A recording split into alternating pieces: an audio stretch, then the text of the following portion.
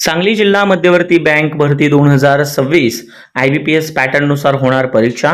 अभ्यासक्रम कोणता, कोणती पुस्तके वाचायची, IBPS प्रश्नपत्रिका कुठून मिळतील आणि सर्व प्रश्नांची या उत्तरे तुम्हाला या एकाच व्हिडिओमध्ये मिळणार आहेत. पण व्हिडिओला सुरुवात करण्याआधी तुम्ही जर आपल्या चॅनलवरती नवीन असाल तर चॅनलला लाईक, शेअर आणि सबस्क्राईब करायला विसरू नका. KBS स्पर्धा विश्व या आपल्या लाडक्या YouTube चॅनलला. चला पाहूया संपूर्ण अभ्यासक्रम DCCचा आणि काय काय करायचं आहे DCC साठी. सांगली जिल्हा मध्यवर्ती सहकारी बँक परीक्षा स्वरूप काय आहे तुम्हाला माहिती आहे.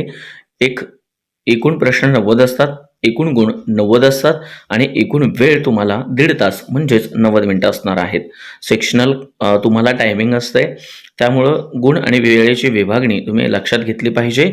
एकूण प्रश्न जर 90 असतील, एकूण गुण जर 90 असतील आणि एकूण मिनिटे सुद्धा 90 असतील तर अशा प्रकारे परीक्षेचे विषय, एकूण प्रश्न, एकूण गुण आणि एकूण वेळ असणार आहे. सहकार विषयक ज्ञान एकूण 20 प्रश्न असणार आहेत आणि एकूण गुण सुद्धा 20 आहेत आणि वेळ तुम्हाला 20 मिनिटांची असणार आहे. बँकिंग विषयक ज्ञान आहे, मग त्याच्यामध्ये बँकिंगवरती प्रश्न असतील, 20 प्रश्न असतील, 20 गुण असतील, 20 मिनिटं वेळ असेल. मराठी भाषा 10 प्रश्न, साधे सरळ सोपे प्रश्न असतात, 10 गुण असतात 10 मिनिटांसाठी. इंग्रजी भाषा 10 प्रश्न असतात, 10 गुण असतात, 10 मिनिटे वेळ असतो. सामान्य ज्ञान 10 प्रश्न असतात, 10 गुण 10 मिनिटांसाठी. संगणक व माहिती तंत्रज्ञ एकूण प्रश्न 10 असतात, 10 गुण असतात 10 मिनिटांसाठी. बुद्धिमत्ता व संख्यात्मक क्षमता म्हणजे अंकगणित याच्यावरती 10 प्रश्न असतात, 10 गुण असतात 10 मिनिटासाठी.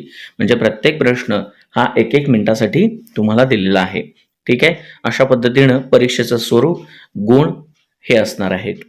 आता वेळ, गुण, परीक्षेचं स्वरूप, परीक्षेचे विषय हे सगळं पाहिल्यानंतर आता याच्यासाठी सोर्स काय वापरायचे, पुस्तके कोणती वापरायची, तर मराठीसाठी मोरा वाळंबे सरांचं पुस्तक आहे मराठी व्याकरण.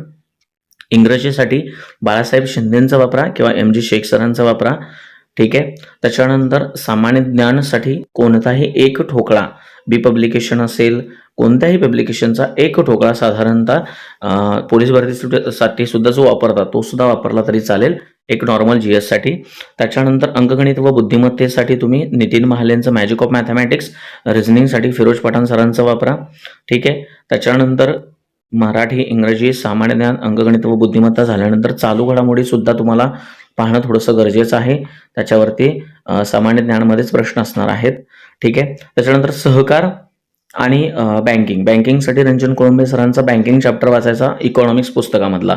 रंजन कोळंबे सरांचं अर्थव्यवस्था हे एक पुस्तक आहे, त्याच्यामध्ये भारतीय अर्थव्यवस्थेमध्ये बँकिंग, सहकार क्षेत्रांचे धडे आहेत ते सगळे वाचायचे आणि त्यासोबतच तुम्हाला ग्रामीण बँका, नाबार्ड हे सगळं वाचायचं आहे. आणि सहकारसाठी स्पेशल एक बुक तुम्हाला मिळेल, सहकार बँकिंग नियमन कायदा, ज्याच्यामध्ये महाराष्ट्राचा कायदा सुद्धा आहे, केंद्राचा कायदा सुद्धा आहे, PSESचा कायदा आहे, DCCचा कायदा आहे आणि राज्यासाठी सुद्धा स्पेशल कायदा आहे.